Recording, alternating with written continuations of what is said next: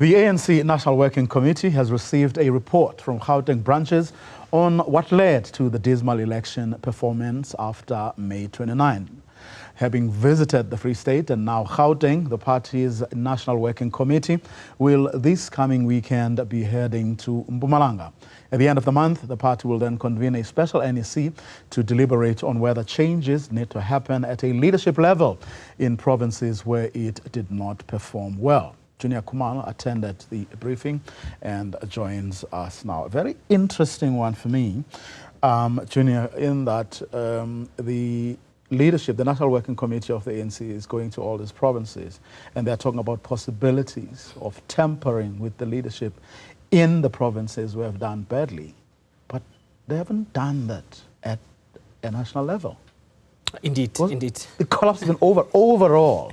The ANC is in a position now where it has had to go to bed with the ANC and 9 other parties, something that had never happened before. Well, not something that never had to do before. Indeed. Since the dawn of democracy, they haven't had to do it since 1994, basically. But you are right. At a national level, it seems like there was no action that was really taken. Not even talk or mention of the things that they are mentioning at in these provinces right Indeed. now. We saw the head of elections, Mpumalanga, he was actually given a promotion. Now he is the chief whip of the ANC in Parliament. So they are still in discussions, though. They haven't taken a strong stance that they are going to remove some of these leaders or even reconfigure some of these leaderships. Mbalula confirmed today, saying that on Saturday, the ANC actually met and spoke about what to do with KZN. We know that the performance there was dismal. The ANC got about 17.6% of the electoral support.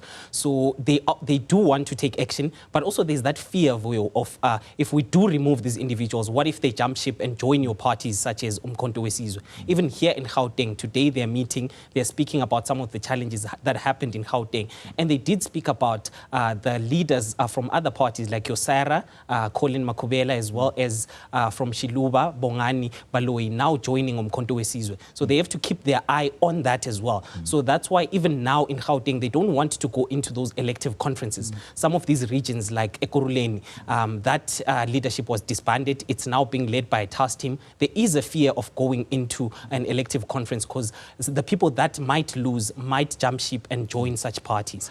Do they give any hints of what the thinking is or what might have possibly led to the less than ideal performance of the ANC in Gauteng specifically? In Gauteng in particular, Mbalula pointed at governance issues. He said that the lack of electricity, the lack of proper water supply, it's governance issues that are really affecting the ANC. But he also did acknowledge that it's internal fighting within the ANC itself that has seen some of the branches not going to the elections, not going to campaign for the ANC in some of these branches and in some of these regions. So that's what he pointed to. But also we know that there's a lot of leaders within the ANC at a national level also that are accused of wrongdoing. And this does not bode well in terms of support. He, however, did speak about Thembis Milane, the current Justice Minister. Let's take a listen to what he had to say about her. She has been asked by the President to explain herself. From our own situation, that work is continuing and that report has been submitted to the President. So in as far as how she is affected by the debacle in relation to her responsibilities as a minister, playing an executive role in terms of the cabinet of the country, that is the prerogative of the President to deal with that. Whether or not this minister is fit, given the report that is got on the table, to continue.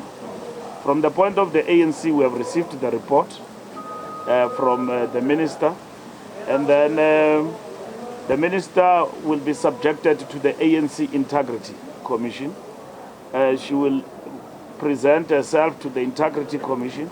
The Integrity Commission, upon receiving a full account on what actually happened, will recommend to the National Executive Committee what must happen to the comrade.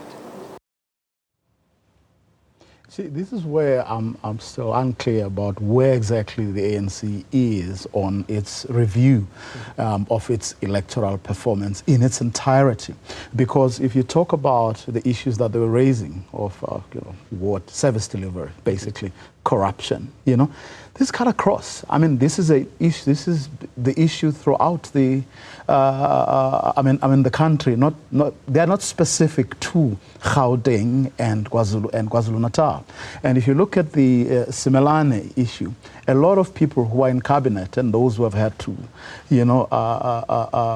move away, some of whom are chairpersons of committees in the National Assembly, have also, are also involved in situations similar to what Mpumalanga is involved in currently. Hence, I'm still no clearer about what their approach is to this issue in its entirety. I don't know if, on the back of, not specifically about Mpumalanga herself, whether Fikile Mbalula today touched on the other issues involving other people and, in fact, other provinces, and not simply talking about the ones that they've been to.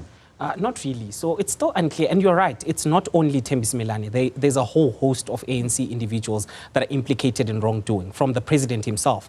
The investigation by the Hawks into Phala Phala is still not complete. So I think that's why the ANC has its hands tied in the moment, because there's quite a number. Gwede Mantashe, who's the chairperson, he's also a minister as well. Nomvula Mukonywana, who's the deputy secretary of the ANC. There's a whole host. So if they are to clean up the entire leadership, then who is going to take up those positions and replace all of these individuals? So I think they find themselves in a serious situation, but it's even made worse by the Mpumalanga situation, because she is head also of the NPA. So a lot of people are calling for her to step aside at the moment until she clears her name. So that's why even the ANC is saying that the president does not have to wait until she is charged or she goes through the Integrity Commission. He has that prerogative to act on the matter.